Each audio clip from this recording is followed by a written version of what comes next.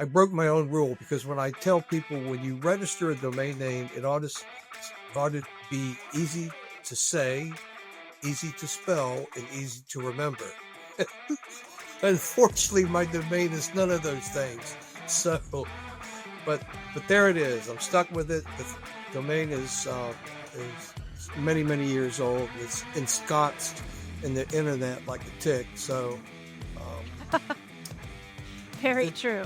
But it's all about they see the domain name when they do a Google lookup or an AI lookup. They click it, and I'm sort of used to that, because my last name is Vidalian, and I can't tell you how many ways that was said in grammar school. Oh, I'm sure. I'm very sure. So to our listeners at Touchstone Talks, we're joined here by Rick. He operates and owns Vision EFX.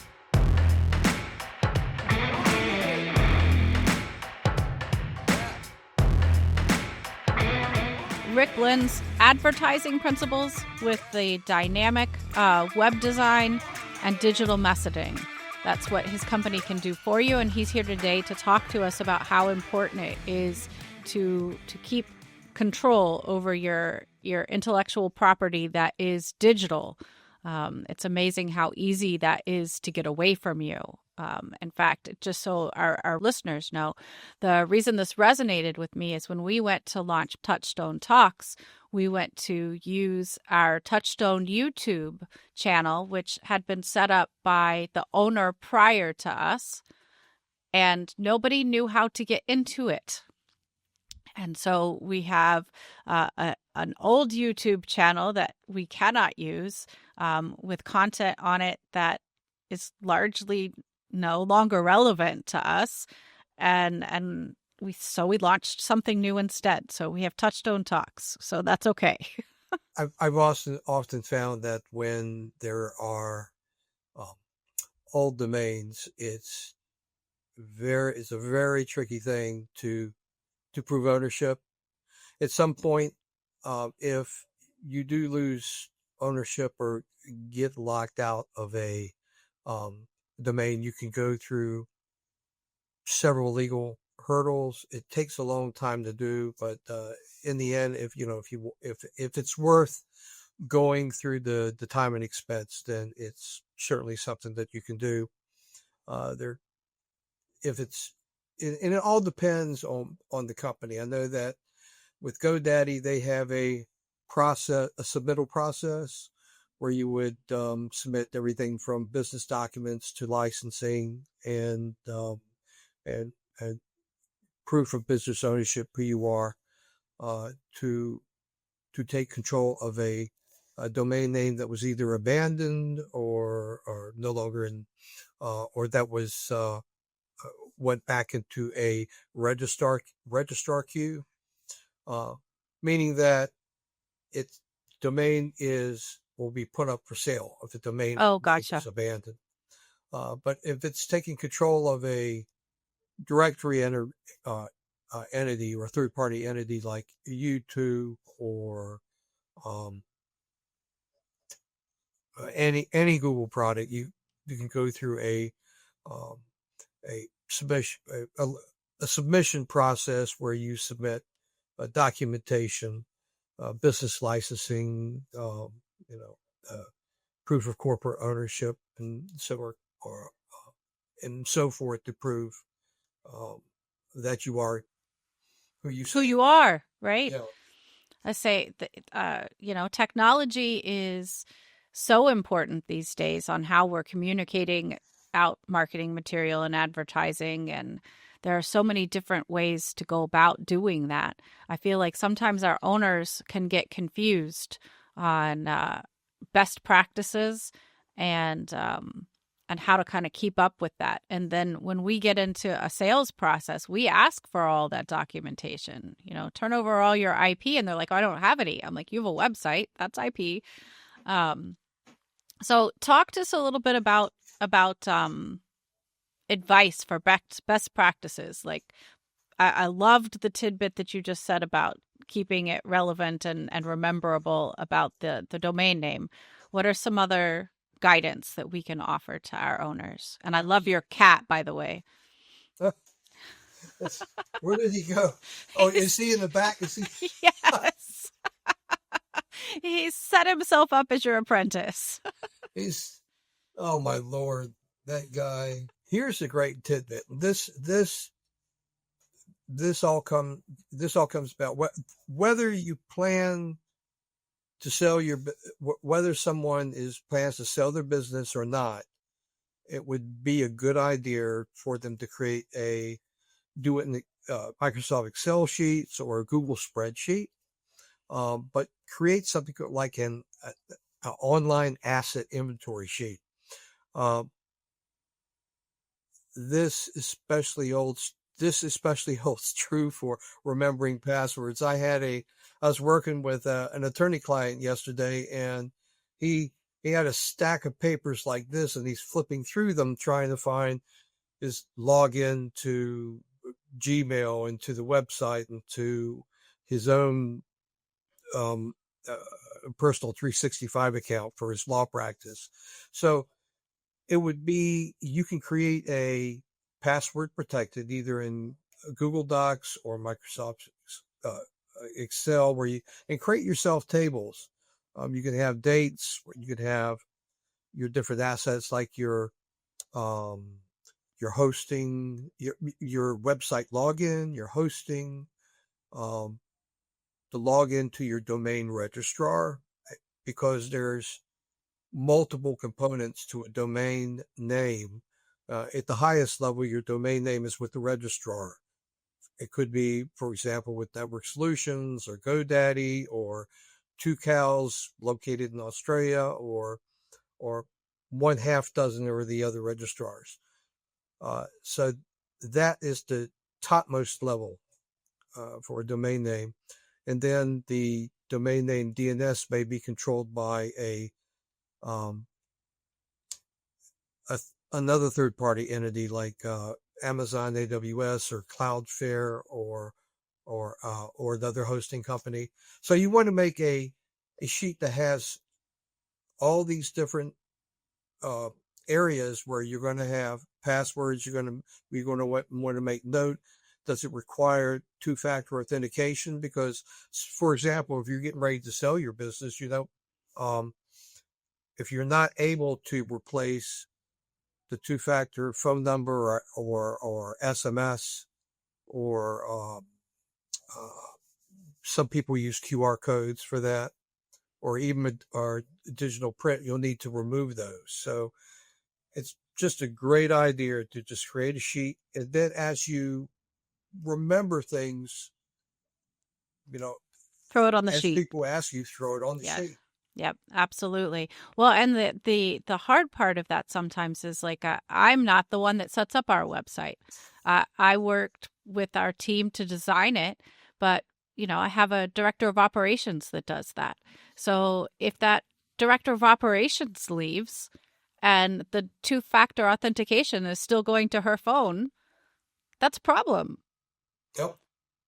So it's a dynamic sheet that you have access to as an owner is important, even if it's not you doing the setup or the interfacing with companies like yours. Because another important point, and I just thought about that this morning, that if you're going to acquire another company's domain name and you plan on making a change to the domain name, you can still ride the SEO or the intrinsic brand value of that domain name by simply, let's just say the name of the old company is xyz.com, but your company is going to be abc.com, and you're afraid about losing all that traffic. Well, you can still, once you acquire control of the XYZ domain name, the old domain name, you can point that to your new domain name. So you can go ahead and start giving out your business cards and setting up your listings as abc.com, and then direct or redirect without masking xyz.com to the abc.com. Yeah. And And also another important point is email. So you have all the emails at the old company, joe@xyz.com. You want to make sure Joe may have his email with so many other people that he's done business with all the time. So you want to have the ability to forward that email to your email, or at least have access to that particular inbox. No, absolutely, and very important. We at Touchstone, we did an acquisition of business transition strategies, and we did the same kind of process because business transition strategies had been operating for years and years and years. We didn't want to lose that kind of flow of anybody that was used to going there. We wanted to increase their SEO on it. So can we do a quick definition for those of our owners that may not be familiar with what SEO is, and kind of the changes, even if you are familiar, that are, purportedly happening where if you listen to Google, it's only for sale these days. Sure. SEO, of course, been around for a long time. It's the old acronym for search engine optimization. That optimization would apply to specifically a business owner's website. So, for example, if you're a plumber or electrician or a dentist, of course, they serve more of a local clientele, so they want to be found for dentist in their particular city or plumber in their particular city or the cities that they serve. So it's all about having the correct information in their website that outlines their services and their products. It's all about getting all the information, the things that you do, who you are, what you do, and how you do it, entered or posted in your website in such a way that the search engines can easily crawl and find that information. But one of the important things that people forget when they're listing their website with various directories, for example, those various directories would be Google Business Pages or Yelp or MapQuest or Bloomberg, or half dozen of the others, where there are external listings that list your website profile. You want to be sure that when you post your website in these outside directories, that information matches exactly what you have in your for your website. And it's so the good rule of thumb is to follow NAP, which is name, address, and phone, and that information be identical or consistent across all in your website and across your social profiles and across those external platforms. So if your website is city, state spelled out, then make sure it's that way on all the other sites. If it's city, abbreviated state, needs to be the same on all those other sites. Oh, that's an excellent tip. Yeah. A lot of people, when they're posting the website on a third-party platform, they might forget to put HTTPS if they have HTTPS. S meaning the secure. Secure. Right? Mm-hmm. Yes. So a lot of people say, "Oh, it doesn't matter," but because my website comes up anyway. Well, most browsers will flip HTTP to HTTPS automatically, whether it be Bing or Safari or Google. But Google and Bing and all the other search engines out there will not attribute the same value to your listing. Say if you have your website on your Facebook profile, but you forgot to put S for HTTPS, then it's not going to attribute it as much value for your website in terms of SEO. Got it. So that's an important thing to remember. Be consistent. Yeah, that makes sense. That makes sense. We are dealing with technology to screen it, so they're looking for consistent patterns. So SEO is important for how people find you. Um, there's optionality that you can, pay per click kind of optionality with Google that you can employ. There's optimization tactics. I could see a lot of owners going, well, why am I bothering with that? Um, what's your theory on that? How much difference does it make if I make a new website and don't worry about any of that versus taking and doing the optimization? Hmm, that's a good question. Literally,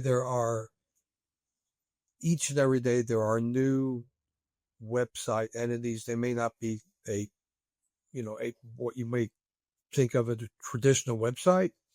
There are people creating landing pages and posting PDF documents, and they're doing it's just growing at the rate of thousands a day. So there's literally the internet is just becoming a very, very super crowded over place, and search engines like Google and Bing, and even the AI search engines like Comet, which is a, a new browser search engine entity of Perplexity, the AI, are all getting into this race. So they're looking for well organized information. What SEO does is helps present your pages to these search engines, whether it be AI or whether it be Google or Bing.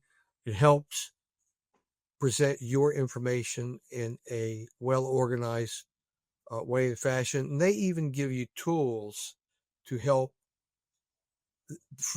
Google and Bing also provide tools to help you feed your information to those search engines. So SEO is becoming very critical. Okay. So what if I'm sitting here and I'm a business owner and I haven't touched my website in 5 or 10 years? What is my website traffic likely to look like? And how do I even start the process of improving it? Oh gosh, you had to ask that question. We see it all the time. Yeah. We see it all the time. So it's a valid question. How important is it to their business, and how do they fix it? By default, some very old websites that were created 10, 15, even 20 years ago with very elementary um, website tools like Front Page, Right. which was Like a early. WordPress, right? Mhm. Like Well, really this early. even goes, but yeah, even WordPress was created as a blog.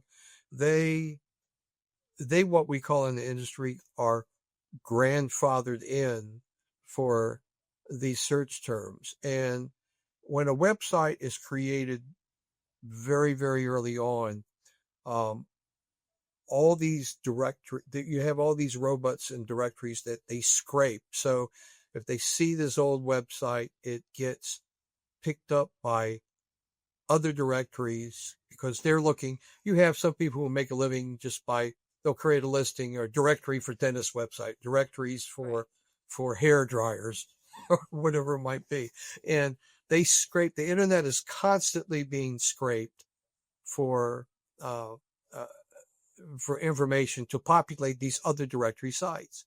So all these older sites were probably have backlinks or listings in these third party entities that are probably number 200, 300, maybe 500,000 links linked out from here to Bulgaria. And so those backlinks cobbled together add a SEO intrinsic value to the website. Mm-hmm. And the fact that the website has um, even if the owner doesn't touch the website, if it's picked up by Google or Bing early on, it's still going to be seen as um, a valid, trusted source of information. However, don't hold your breath, because overnight, that could change. Because Google and the other search engines, they're constantly updating their algorithms. So they may look at a website that's been there for 10, 15, 20 years and say, they're not getting a lot of traffic. And then all of a sudden it's going to drop from the top 3 positions on page 1 to back to page 30. So you never know. Yeah. I feel like something that I hear often is, I don't get any business from my website, so why should I update it? Google, any business owner, including our company, should always strive to add new content and make that part of their business habit as much as a personal habit of brushing your teeth or eating breakfast, is to post something to your website and force yourself to post something either daily, weekly, or monthly. No less than monthly.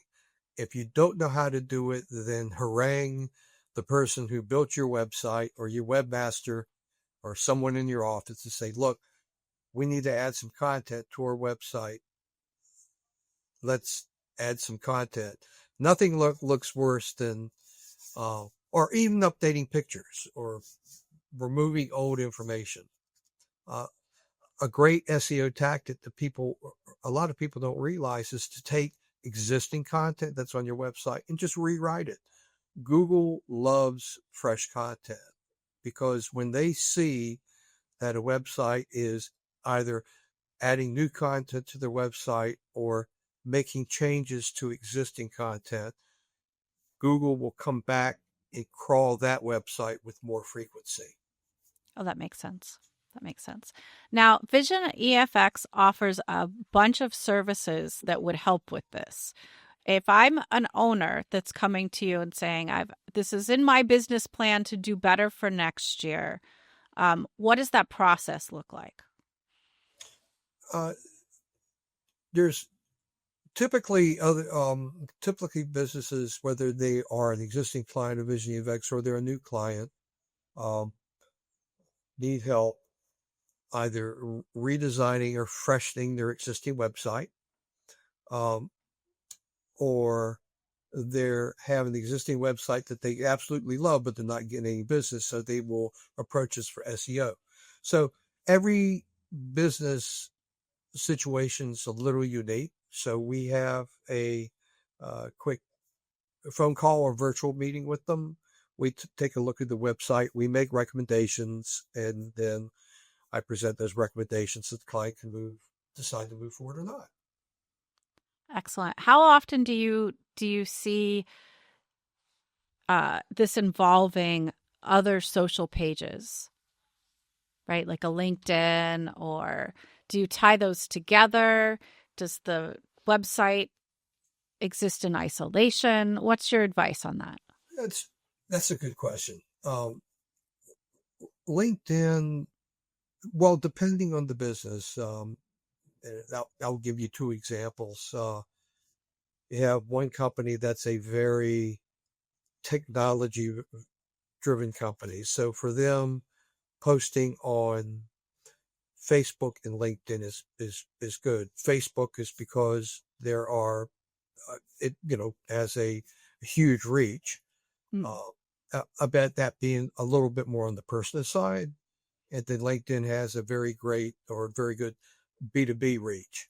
So for a technology company, I would say, yeah, let's get you posted on, and especially it depends on the technology company. If they're a creative technology company, say, yeah, let's get you posting regularly on LinkedIn, Facebook, TikTok, especially if there's some video, or motion video or something creative technology that really, grabs someone's interest.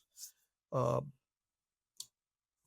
the other side of the fence, you may have a company that sells or manufactures spas and hot tubs and things of that nature. Well, that's not really a B2B type of reach. So their ads or their not, I wouldn't say ads, but their postings or shares would be more appropriate for Pinterest, Facebook, TikTok, Instagram, and the like. So more of a, it's a product that's more of a personal connection. So what I suggest to clients is that we can help them as part of the web process set up their pages on Pinterest or LinkedIn, whatever, because you want to have a nice banner image. You don't want your logo to be all cropped, gnarly looking. So we help their pages look really nice, and then they can choose to post themselves, or we can do, as part of our SEO service, do daily or weekly or monthly postings for them. Excellent. So you can get down as granular as getting things into the right places. Absolutely. Great. Often our owners are very busy, and adding in whole layers of new marketing adds to somebody's job. So it sometimes makes sense to have things outsourced. Absolutely. And some of us are not technologically intuitive. So it becomes a problem for those of us that are not. I personally struggle. I have my list with my passwords because if I do not, I will forget them all. But remembering to do the post and share the post and all the stuff that you have to do to keep it relevant, it's not my strength. Thank goodness for Leanne, because she does it. She sets all that up for us. But thank you for joining us today. And I would encourage any of our owners that need to update, refresh, renew, just need some help in their digital marketing to reach out to Vision EFX and give Rick a call. He's got a great team behind him. Wonderful. Thank you so much. Thank you. And if you haven't yet, please like and follow Touchstone Talks and join us for our next episode.